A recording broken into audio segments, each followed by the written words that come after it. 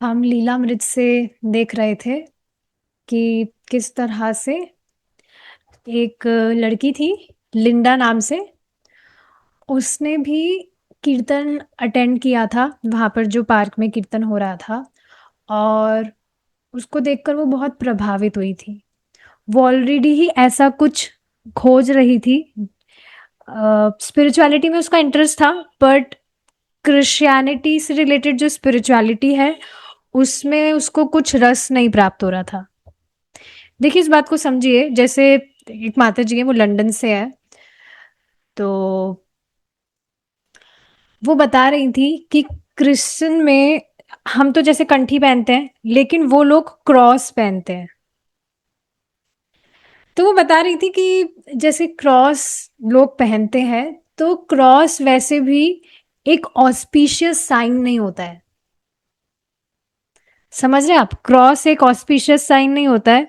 ऊपर से आप जानते भी हैं कि क्रॉस मतलब वो जो भी क्रॉस साइन वो लोग पहनते हैं उसका मतलब क्या है। जो जीसस हैं वो इस तरह से लटके थे and he left his body. तो ये ऑस्पिशियस तो बिल्कुल भी नहीं है, बट स्टिल लोग इस तरह से पहनते हैं। तो वो इस तरह से बता रही थी कि मुझे वैसे भी जो क्रॉस है वो अच्छा नहीं लगता था, and she is happy that she is Krishna devotee. ठीक है, तो हाँ, लिंडा के विषय में हम देख रहे थे। तो यहीं से हम आगे बढ़ेंगे।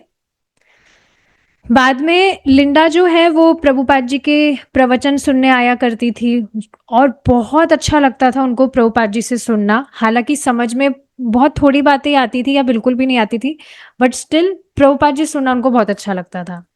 और वो चाहती थी कि प्रभुपाद जी से उनकी मीटिंग हो, जो कि हुई भी। प्रभुपाद जी के ऊपर रूम में गई थी वो बात करने के लिए। तो इस तरह से उन्होंने ये भी बताया था कि हाँ, मैंने कृष्णा के विषय में सुना है that he is a butter thief, माखन चोर है। तो प्रभुपाद जी इस पर हंसे थे, और प्रभुपाद जी को बहुत खुशी हुई थी कि वो ऑलरेडी कृष्ण के विषय में सुनी थी। क्योंकि अधिकांश लोगों को तो वहां पर मालूम ही नहीं है कि कृष्ण कौन है या भगवान क्या है। They don't know. So yes, like that. तो यहीं से अब हम आगे बढ़ेंगे। अब प्रभुपाद जी ने आगे जाकर लिंडा को दीक्षा दे दी थी, और बाद में उनका नाम हुआ लीलावती।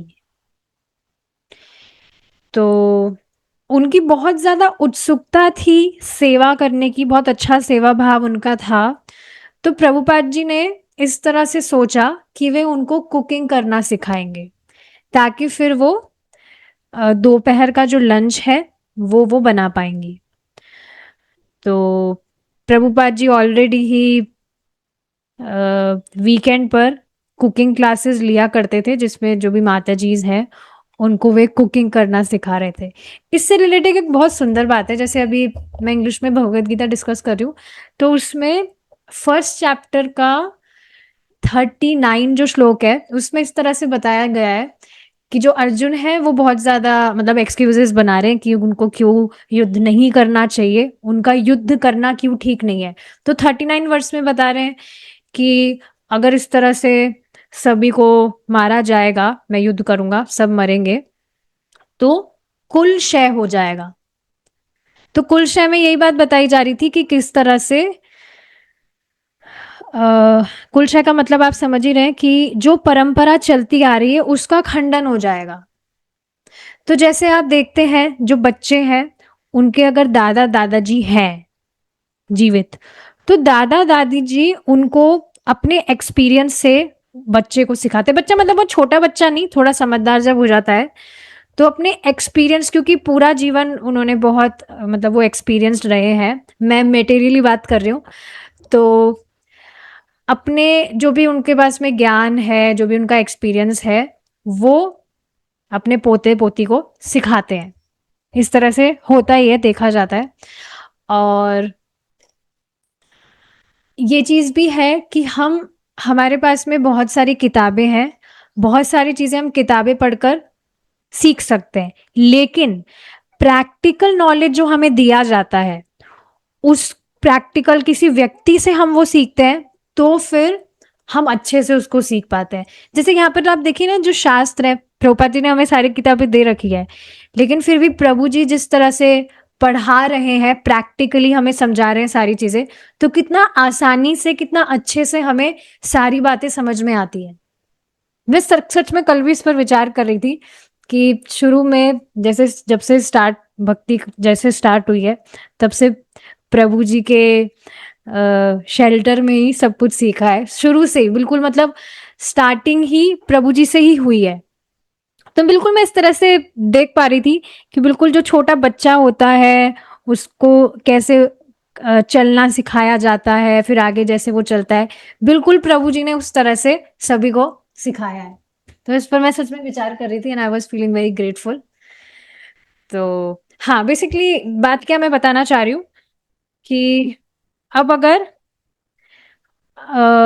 धीरे धीरे जैसे अभी हम देख रहे हैं अभी वर्तमान समय में कि शास्त्र का नॉलेज क्योंकि दादा दादी कोई नहीं है, लुप्त हो गया, कुल क्षय हो गया, तो इस वजह से अब कहाँ वो अपने पोता पोती या बच्चे को सिखा पा रहे हैं कि सुबह कितनी बजे उठना चाहिए, या भगवान का नाम जप करना चाहिए, पूजा आदि करना चाहिए, नहा धोकर किचन में एंटर करना चाहिए। तो बहुत बेसिक सी चीजें हैं जो मतलब क्लीनलीनेस फॉलो करनी ही चाहिए, लेकिन क्योंकि जो दादा दादी जी है उनको ही मतलब नॉलेज नहीं है, तो इस वजह से वो अपने बच्चों को भी नहीं सिखा पा रहे। लेकिन आप प्रभुपाद जी को देखिए, प्रभुपाद जी ने किस तरह से कृष्णा कॉन्शियसनेस, कृष्ण भावनामृत की इस तरह से स्थापना करके पूरे विश्व भर में सारा कल्चर सिखाया है कि नहीं, कितनी बजे उठना है, कितनी बजे मंगला आरती जाना है, नाम जप करना है, भगवान को भोग लगा के हमें प्रसाद पाना है, शास्त्र अध्ययन करना है। और अभी भी आप देख रहे हैं ये कंटिन्यू हो रहा है, परंपरा में जो ज्ञान प्राप्त हो रहा है, प्रभुपाद जी के शिष्य, प्रभुपाद जी ने अपने शिष्यों को दिया, उनके शिष्य अपने शिष्य को दे रहे हैं, फिर उनके शिष्य उनके शिष्य को दे रहे हैं। तो इस तरह से ये परंपरा में ज्ञान प्राप्त हो रहा है कि नहीं। तो बेसिकली यहीं पर ये बात यहीं से आई थी कि आप देखिए प्रभुपाद जी किस तरह से कुकिंग करना तक सिखा रहे हैं विदेश में, कि भगवान कृष्ण के लिए सही स्टैंडर्ड क्या है कुकिंग करने का। जैसे एक बात मुझे शेयर करनी है यहाँ पर, अभी बीच में जो मैं पॉटलक्स वगैरह कर रही थी सात्विक मूवमेंट वाले, तो इसमें क्या था कि सबको अपने अपने घर से इंग्रेडिएंट्स लेकर आनी होती थी और सब साथ में कुकिंग करते थे। तो मैंने सोचा था कि इस तरह से सात्विक लोग तो सब है ही, अनियन गार्लिक वैसे भी नहीं खाते हैं और प्योरिटी फॉलो करते ही हैं जहाँ तक मैं जानती हूँ, तो ठीक है साथ में हम कुकिंग करेंगे। लेकिन जब साथ में वो आए तो बहुत सारी चीजें ऐसी हुई जो मैंने एक्सपेक्ट भी नहीं की थी। जैसे जो बेसिक रूल होते हैं कि हमें कुछ हम खा लिए तो हमें हाथ धो लेना चाहिए, या खाकर जो प्लेट है वो हमें कहाँ रखनी चाहिए, तो खाकर जो प्लेट है वो किचन काउंटर के ऊपर उन्होंने रख दी। तो फिर मैंने उस टाइम से सोच लिया था कि भाई मुझे नहीं करनी ये सारी चीजें क्योंकि मैं डिस्टर्ब हो जाऊंगी। तो ये बात आप समझ रहे हैं, कुकिंग ठीक है, कुकिंग सबको आता है, लेकिन जो बेसिक रूल है भगवान के लिए हम जब कुकिंग कर रहे हैं उसके क्या रूल्स है, यहाँ पर प्रभुपाद जी सारी ट्रेनिंग माता जी को दे रहे थे।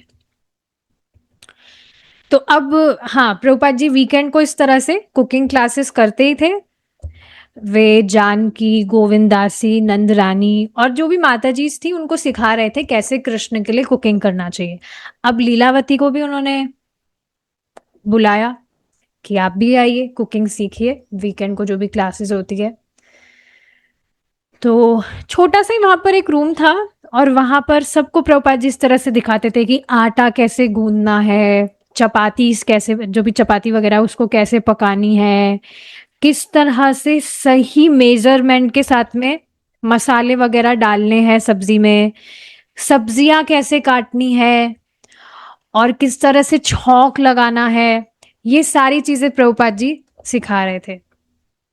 और देखिए इंडिया में जो खाना वगैरह बनता है ना, वेस्ट में वो नहीं होता है, वहां पे चपाती नहीं बनती है, वहां पे सब ब्रेड खाते हैं। तो यहाँ पर प्रभुपाद जी सारी चीज उनको सिखा रहे थे चपाती वगैरह कैसे बनाए। और इंटरेस्टिंग बात पता है क्या है, बाहर के लोगों को भारतीय खाना पसंद आता है, ये सब्जी चपाती दाल वगैरह जो है उनको बहुत अच्छा लगता है। और जिस स्टाइल से यहाँ पर बनता है ना स्पाइसेस वगैरह डाल के, वो सारी चीज़ें बाहर के लोगों को बहुत पसंद आती है। तो अभी रिट्रीट में जब मैं गई थी तो वहाँ पे अधिकांश जो भक्त थे वो वेस्ट से ही थे। तो उनसे यही मालूम चल रहा था कि आज काफी सारे जो भक्त थे वो प्रसाद के माध्यम से ही भक्ति में आए हैं। भक्त लोग इस तरह से फ्री फीस्ट प्रोग्राम करते थे हर संडे को, और उसमें सारी इंडियन डिशेज ही होती थी, ये पूरी छोला सब्जी चपाती ये सारी चीज़ें ही होती थी, और उनको वो बहुत टेस्टी लगता था। तो फिर प्रसाद के बहाने कीर्तन वगैरह भी वो अटेंड करते और क्लासेस वगैरह भी अटेंड करते। जैसे हम यहाँ पर भी देख रहे हैं कि काफ़ी सारे जो लोग थे वो प्रवचन में बैठा करते थे, क्योंकि उनको प्रसाद के लिए मतलब प्रसाद का वो वेट करते थे, इस वजह से प्रवचन में बैठा करते थे कि प्रवचन के बाद में प्रसाद वितरण होगा तो वो पाएंगे। तो अधिकांश लोग इस तरह से प्रसाद के माध्यम से भक्ति में आए। तो ये बात आप समझ रहे हैं ना, प्रसाद एक बहुत बड़ा वेपन है जिससे व्यक्ति को भक्ति में लाया जा सकता है।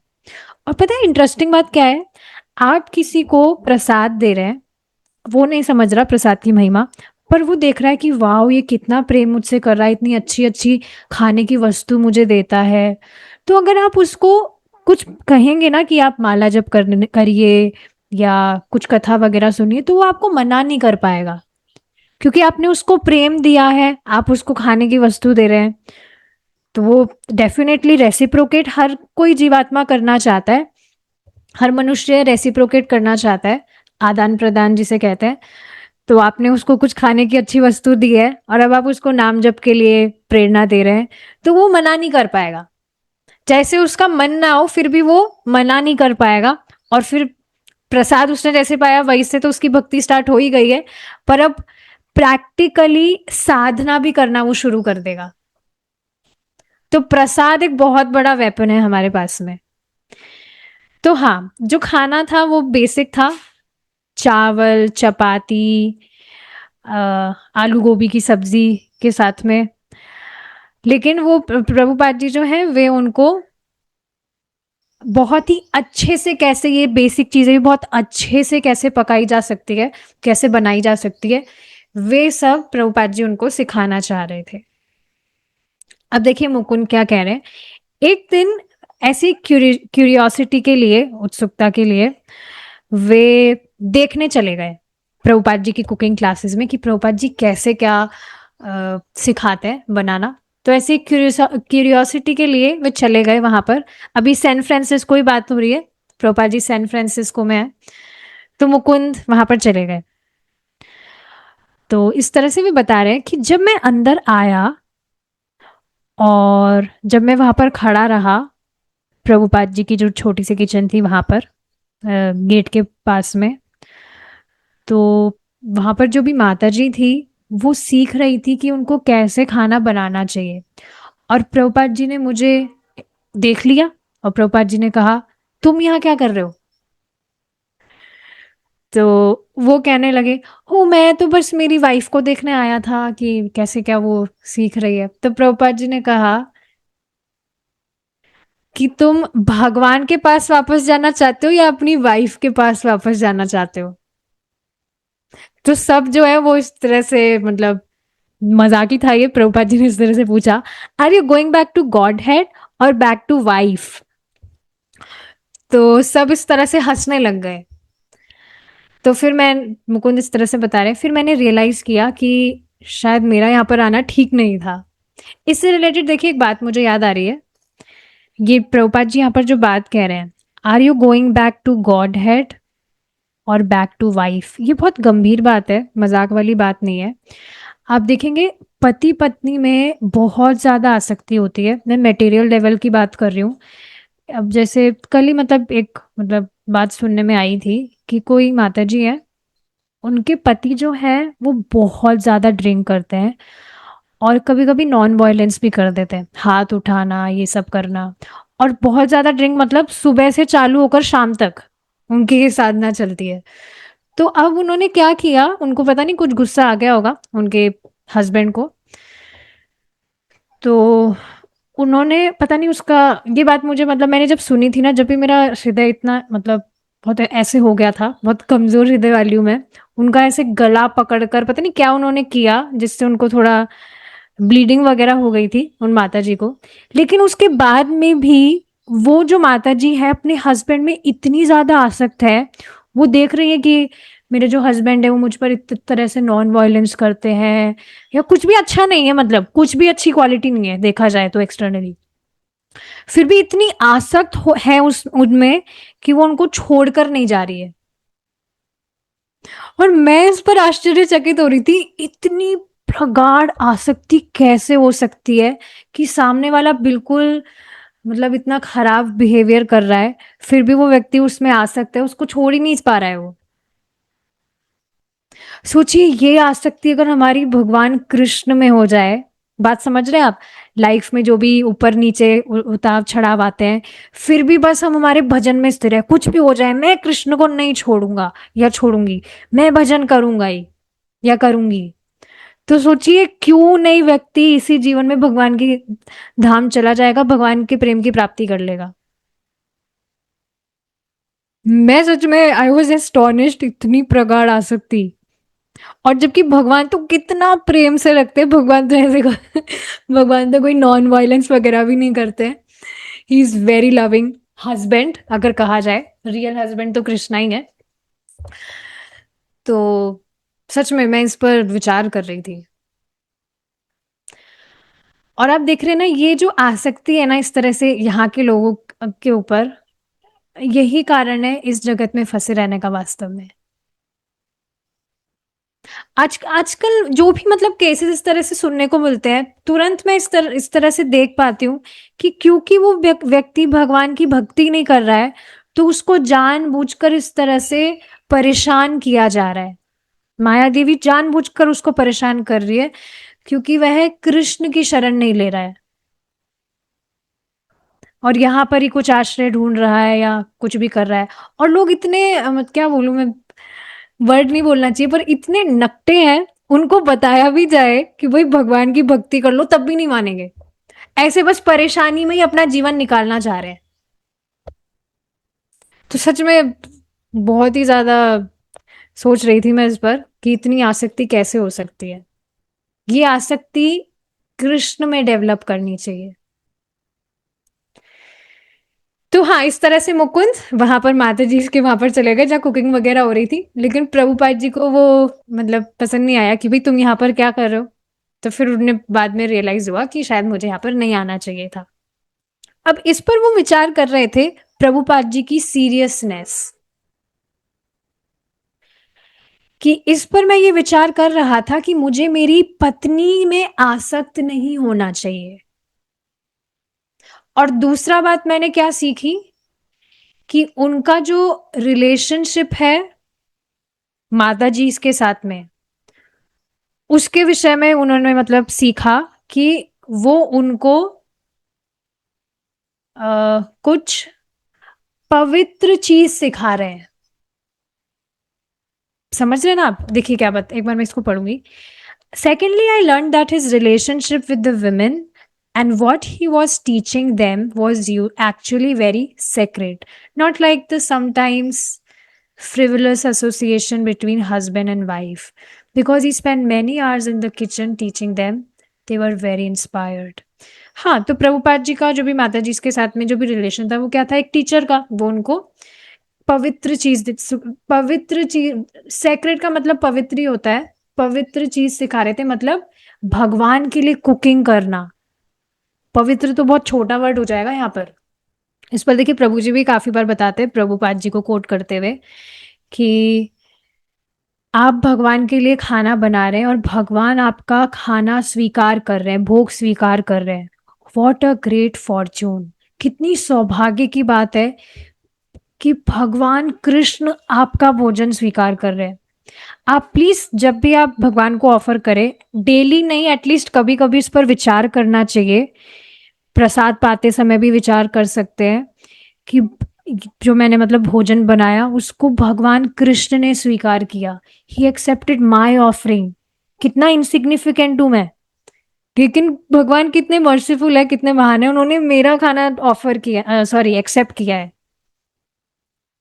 तो हाँ, यही चीज मुकुंद यहाँ पर सीख पा रहे थे कि कोई ऐसी फ्रिवलस का मतलब होता है चीप चीज नहीं थी, कोई चीप एसोसिएशन नहीं जो हस्बैंड वाइफ के बीच में होता है। चीप का मतलब आप समझ जाना, कृष्ण केंद्र में नहीं है तो वो चीप ही चीप है, इंद्रिय तृप्ति के अलावा कुछ है ही नहीं है सेंटर में। तो हाँ, प्रभुपाद जी घंटों इस तरह से बिताते थे किचन में उनको सिखाने के लिए, और बाकी सब भी बहुत इंस्पायर होते थे सीखने के लिए, क्योंकि प्रभुपाद जी इस तरह से अपनी एनर्जी लगा रहे हैं सिखाने में एंड ऑल दोज थिंग्स।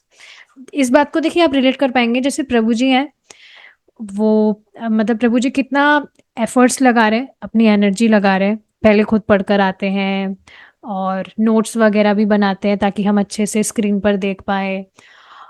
तो क्योंकि प्रभु जी इतना एफर्ट लगा रहे हैं तो फिर हम सब भी इंस्पायर होते कि नहीं कि हम भी प्रभु जी को सुने। सो लाइक दैट, यहाँ पर ये एग्जाम्पल आप समझ पा रहे होंगे। अब लीलावती जो है वो थोड़ा प्राउड फील करती थी। बहुत सारे वहां पर जो डिवोटीज थे वो ग्रेजुएटेड नहीं थे। ग्रेजुएटेड मतलब वो डिग्री, कॉलेज की जो डिग्री होती है, वो ग्रेजुएटेड नहीं थे, ग्रेजुएशन नहीं हुआ था उनका, और कोई भी उनमें से स्कॉलर भी नहीं था। तो कई बार क्या था, लीलावती प्रभुपाद जी के लिए कुछ टाइपिंग वगैरह करती थी और फूल वगैरह धोकर प्रभुपाद जी के लिए लाती थी उनके कमरे में सुबह सुबह। और बहुत जल्द ही, मतलब जल्दी उन्होंने ज्वाइन किया, उनकी दीक्षा भी हो गई और बहुत जल्द ही वो एक अच्छा मतलब कुकिंग, अच्छा कुकिंग करने के लिए चुनी भी गई।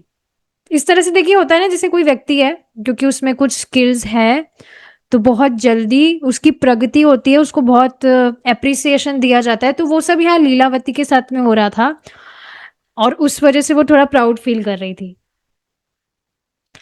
कि सिर्फ कुछ दिन ही उन्होंने कुकिंग की क्लासेस ली थी और प्रभुपाद जी ने उनको बताया था कि हाँ, अब आप बहुत अच्छे से कुकिंग करना सीख गई हैं, आप कुक कर सकती है। कुक मतलब आप समझ रहे ना कि बहुत सारे भक्तों के लिए प्रसाद बनाना कोई सामान्य बात तो नहीं है, कुछ भी ऊपर नीचे टेस्ट हो जाए तो थोड़ी दिक्कत हो ही जाती है। लेकिन लीलावती बहुत जल्दी ये सारी चीजें सीख गई थी। तो अब प्रभुपाद जी बस कभी कभी आते थे उनको चेक करने के लिए कि कैसा क्या वो कुकिंग में कैसा क्या कर रही है। तो जब प्रभुपाद जी ने एक बार उनको देखा, जब वो चपाती बेल रही थी, रोटी बेल रही थी, तो प्रभुपाद जी ने उनकी बहुत प्रशंसा की कि वाह, आप बहुत अच्छी तरह से इसको बनाना सीख गई हैं। तो हाँ, इस तरह से वो सारी चीजें सीख गई थी। तो बिल्कुल सारी चीजें वो बहुत अच्छे से बनाती थी, सारे मसाले वगैरह एकदम प्रॉपर होते थे, कुछ भी जलता नहीं था और सब कुछ सारा काम टाइम पर होता था। और ये सारी चीजें होना एक चैलेंज था। देखिए कई बार ऐसा होता है, किसी व्यक्ति को बहुत अच्छा खाना बनाना आता है लेकिन वो टाइम से नहीं बना पाता, या कई बार होता है कुछ खाना उसने बनाया, अच्छा दिख रहा है वो, लेकिन उसका टेस्ट थोड़ा गड़बड़ है। तो बहुत सारी चीजें हो जाती है, लेकिन सारी ही चीजें एक बार में परफेक्ट होना एक चैलेंज वाली बात तो है ही, आसान चीज नहीं है ये। लेकिन जो लीलावती है वो सारी ही चीजें एकदम परफेक्टली कर पाती थी। तो हाँ, ये सारी चीजें थी। देखिए आगे क्या बताया जा रहा है। By the time Lilavati finished she would be prospering and even crying from tension. But when she brought in his lunch, he would ask her to bring. तो कई बार क्या होता था, लीलावती जो है किसी टेंशन के लिए वो रोने लगती थी। सारा मतलब काम कंप्लीट किया लेकिन किसी टेंशन की वजह से वो रोने लगती थी, बच्ची तो थी अभी, वो ज्यादा बड़ी तो नहीं हुई थी। तो जब वो प्रभुपाद जी के लिए लंच लेकर जाया करती थी, प्रसाद, तो प्रभुपाद जी उनको खाली प्लेट के लिए बोला बोला करते थे कि एक खाली प्लेट भी लेकर आओ। तो अब प्रभुपाद जी अपनी प्लेट में से उनको अपनी प्लेट में से उनकी प्लेट में प्रसाद दिया करते थे और इस तरह से उनको कहा करते थे कि तुम अब यहीं पर बैठ के मेरे साथ खाओ। तो स्टार्टिंग के कुछ दिन, मतलब शुरू के कुछ दिनों में ही लीलावती इस तरह से बहुत ही सुंदर प्रसाद बनाने लगी थी और प्रभुपाद जी बहुत खुश होते थे। प्रभुपाद जी बहुत वाइड स्माइल करते थे और अपनी जो आईब्रोज थी उसको भी रेस किया करते थे। ऐसा होता है ना, आप बहुत कुछ सुंदर प्रसाद पाते हैं तो एकदम थोड़ा सरप्राइज वाली फीलिंग आती है ना, वाओ इतना सुंदर। जैसे कभी कभी मुझसे भी थोड़ा अच्छा प्रसाद बन जाता है तो मैं भी इस तरह से थोड़ा हैरान हो जाती हूँ, वाओ इतना अच्छा, ये मैंने बनाया है क्या। हालांकि मैंने नहीं बनाया, वो भगवान प्रेरणा दे रहे हैं, बट इस तरह से आप समझ रहे हैं ना ये एग्जाम्पल। तो प्रभुपाद जी बहुत इस तरह से खुश हुआ करते थे। लेकिन फिर लीलावती ने नोटिस किया कि प्रभुपाद जी जब प्रसाद पाते थे तो कभी कुछ बोलते नहीं थे। ऐसा लगता था कि प्रसाद पाते समय वे कुछ गहन चिंतन में हैं। और इस तरह से भी प्रभु जी ने एक बार बताया था कि प्रभुपाद जी जब प्रसाद पाते थे तो उनको 45 मिनट्स, प्रभुपाद जी 45 मिनट्स लेते थे, ऑलमोस्ट 1 घंटा मान के चलिए प्रसाद पाने में। तो क्योंकि प्रभुपाद जी बहुत अच्छे से मतलब प्रसाद पाते थे, अच्छे से मतलब अच्छे से चबाकर। बहुत सारी देखिए जो हेल्दी हैबिट्स है वो सारी भी प्रभुपाद जी फॉलो भी करते थे और भक्तों को भी प्रेरणा देते थे कि वे भी फॉलो करें। क्योंकि ये जो शरीर है ना, ये भगवान के मंदिर की तरह है। हम देखिए 12 तिलक भी लगाते हैं, तो भगवान का मंदिर है ये हमारा जो शरीर है, और इसको हम अच्छे से भगवान की सेवा में लगाएं। उसके लिए बहुत ज्यादा जरूरी है कि हमारा हेल्थ अच्छा हो। जैसे एक माता जी कल कह रही थी कि प्रभु जी तो 1 घंटे तक योगा करते हैं, इतना टाइम किसके पास में है। मैं समझ सकती हूँ गृहस्थी में बहुत सारे काम होते हैं, लेकिन देखिए ये जो हेल्दी हैबिट्स हैं इसको फॉलो करना भी जरूरी है ताकि हम लंबे समय तक अच्छे से भक्ति कर पाए। तो हाँ, वो इस तरह से नोटिस करती थी कि प्रभुपाद जी जब प्रसाद पाते थे तो कुछ बोलते नहीं थे और बहुत ऐसे कुछ गहन चिंतन में हो, कुछ कंसंट्रेट कर रहे हो, आलती पालती करके बैठते थे और इस तरह से प्रसाद पाते थे, अपने सीधे हाथ से खाते थे। ये सारी चीजें देखिए बहुत बेसिक है, सीधे हाथ से प्रसाद पाना चाहिए, इस तरह से होता है ये एटिकेट। ठीक है। अब एक दिन एकादशी का दिन था। लीलावती जो है वो प्रभुपाद जी के अपार्टमेंट में थोड़ा लेट आई थी। तो क्योंकि उसने सोचा था कि आज तो एकादशी है और आज तो कुछ प्रसाद वगैरह कुछ ज्यादा बनेगा नहीं, तो आराम से चलते हैं, क्या दिक्कत है। लेकिन जब वो किचन में गई तो उन्होंने देखा प्रभुपाद जी ऑलरेडी बहुत बिजी है प्रसाद बनाने में। इस तरह से मतलब बहुत सारा वे कुछ बना रहे थे। तो देखिए ये भी एक बात बताई जाती है कि एकादशी का उपवास करना लोगों के लिए कठिन होता है। ये देखिए वास्तविक बात है। लोग बहुत सारे अलग अलग तरह के व्रत कर लेंगे, लेकिन एकादशी का व्रत थोड़ा भारी होता है क्योंकि इसमें अन्न नहीं पाया जाता। बाकी सारे जो व्रत होते हैं उसमें एक टाइम अन्न पाते हैं, लेकिन एकादशी का जो उपवास होता है वो थोड़ा भारी होता है लोगों के करने के लिए। तो इस वजह से शुरू में एटलीस्ट अगर आप किसी को एकादशी व्रत करने की प्रेरणा दे रहे हैं तो उसको ऐसे मत कहिए कि पूरा दिन भूखा रहिए। वो एक दिन करेगा फिर वो दोबारा करेगा ही नहीं। उसको आप ऑप्शंस बता सकते हैं कि वो क्या पा सकता है, अन्न की जगह क्या क्या वो खा सकता है, ताकि उसके लिए इजी रहेगा व्रत करना। क्योंकि आजकल आप देखेंगे लोगों के लिए भूखा रहना तो बहुत ही मुश्किल होता है, नहीं कर पाते। एक टाइम अन्न छोड़ना उनके लिए मुश्किल होता है, भूखा रहना तो बहुत दूर की बात हो गई। तो इस वजह से एकादशी की भी आप अगर किसी को प्रेरणा दे रहे हैं तो उनका बता सकते हैं कि जो फलहार या जो भी दूसरी जो भी प्रसाद हम पा सकते हैं एकादशी वाले दिन, वो क्या पा सकते हैं। तो हाँ, जब वो अंदर गई किचन में, उन्होंने देखा प्रभुपाद जी तो बिजी है, बहुत सारी चीजें बना रहे हैं। फिर प्रभुपाद जी ने कहा कि ओ, मैं सोच रहा था कि ये लड़की कहाँ रह गई, आज आई क्यों नहीं। तो लीलावती को थोड़ी शर्म आ गई कि अरे, कुकिंग की तो जो सेवा थी वो मेरी थी, और प्रभुपाद जी को करना पड़ा, मैं यहाँ पर नहीं आ पाई। तो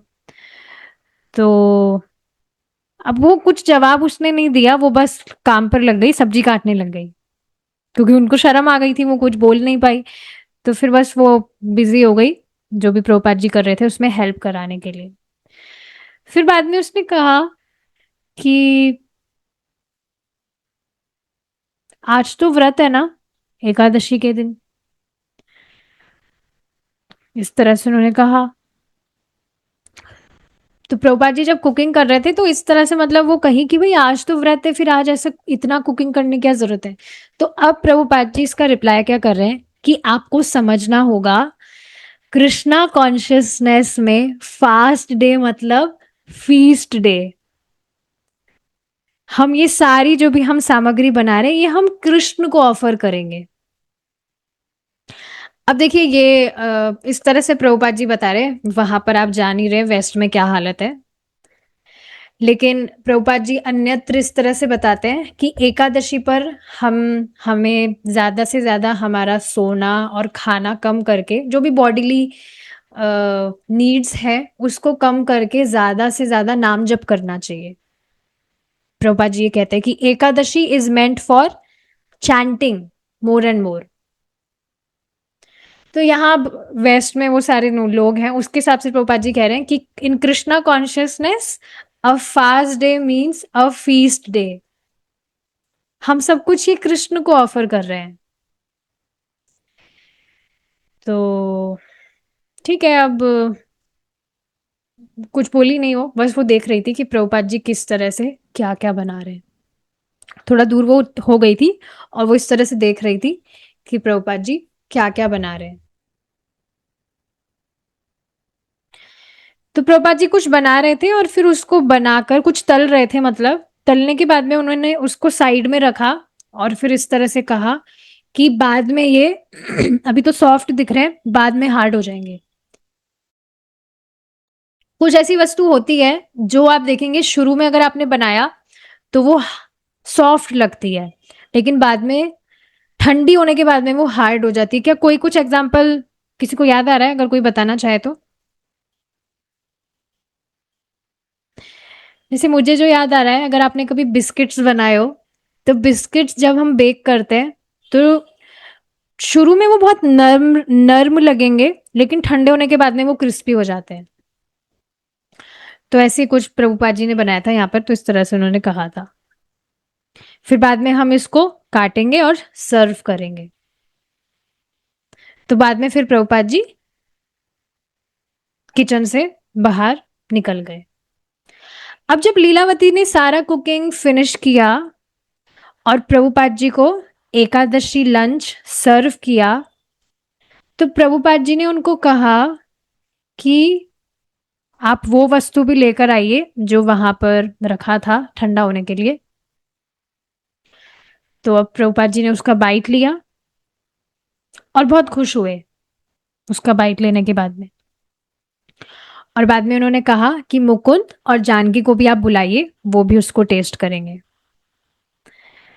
तो जानकी ने फिर उसको जब पाया तो फिर वो बहुत सरप्राइज हो गई, वाओ ये कितना सुंदर है, कितना सुंदर मतलब कितना स्वादिष्ट है, कितना अच्छा है, क्या है ये।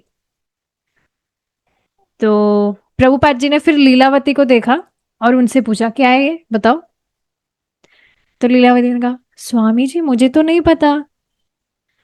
तो प्रभुपाद जी ने कहा तुम्हें नहीं पता, तुम तो किचन में मेरे साथ खड़ी थी और तुम्हें याद नहीं है कि ये क्या था। तो लीलावती फिर से वो मतलब थोड़ा शर्मा गई, शर्मा गई मतलब उनका जो फेस था वो रेड हो गया।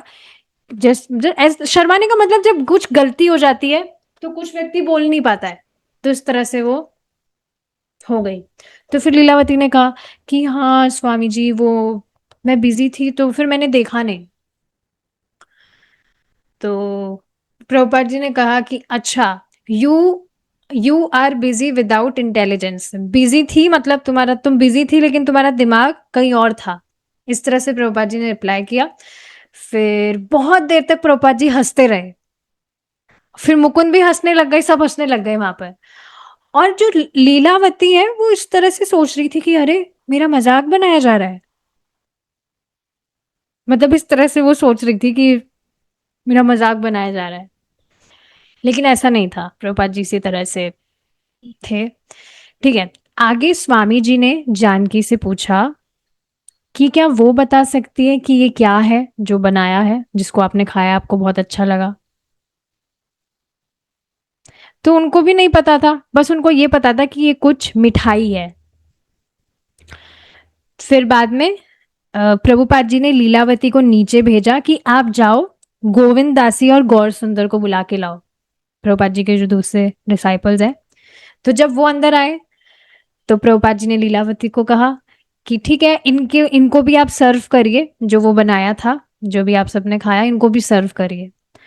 तो फिर वापस से 4 भक्त वहां पर उपस्थित थे। प्रभुपाद जी ने फिर से लीलावती से ही पूछा कि क्या है ये, जानती हो तुम कि ये क्या है। तो फिर वापस से उन्होंने मना किया कि नहीं, मैं तो बिजी थी तो मैं नहीं नोटिस कर पाई कि ये क्या चीज थी। तो प्रभुपाद जी फिर से हंसने लगे, जब तक कि सारे लोग नहीं हंसने लगे। फिर बाकी सारे भक्त भी हंसने लगे। फिर उन्होंने गोविंद दास्ती को कहा कि आप इसको टेस्ट करो। तो वो भी, उनको भी बहुत अच्छा लगा कि वाह ये कितना टेस्टी है। अच्छा ठीक है, आप गैस करो इसमें क्या क्या है। तो उन्होंने इमीडिएटली गैस किया कि इसमें चीनी है, इसमें बटर है, और पाउडर्ड मिल्क है। मिल्क पाउडर जो आता है वो है। तो प्रभुपाद जी ने लीलावती की तरफ देखा और इस तरह से उनको कहा, देखो ये तो एक आर्टिस्ट है, कितनी इंटेलिजेंट है, ये कितनी बुद्धिमान है। लेकिन लीलावती के लिए सारी चीजें जो हो रही थी, उनको सारी चीजों में मतलब बहुत खराब लग रहा था। खराब मतलब उनको खुद को ऐसा लग रहा था कि उनका जैसे मजाक बनाया जा रहा हो, या उनको नीचे दिखाया जा रहा हो, इस तरह से उनको महसूस हो रहा था। लेकिन बाद में उनको समझ आया कि प्रभुपाद जी उनको नम्रता सिखा रहे थे कि कैसे नम्र बना जाए। हालांकि वो डिश क्या थी ये तो गोपनीय रह गई, यहाँ पर डिश का नाम नहीं बताया गया। मैं भी बहुत एक्साइटेड थी कि भाई ऐसी क्या चीज़ है सबको सबको बहुत पसंद आ रही है। बट शायद वो कुछ मालपुआ वगैरह होगा, आई डोंट नो। बट हाँ, इस तरह से था वो। तो यहाँ आप देख रहे हैं ना, प्रभुपाद जी उनको नम्रता सिखा रहे थे। ठीक है। अब आगे का जो डिस्कशन है वो हम कल कंटिन्यू करेंगे, भगवान ने चाहा तो। We will stop here now. Thank you so much for coming. Shrila Prabhupada की जय। हरे कृष्णा।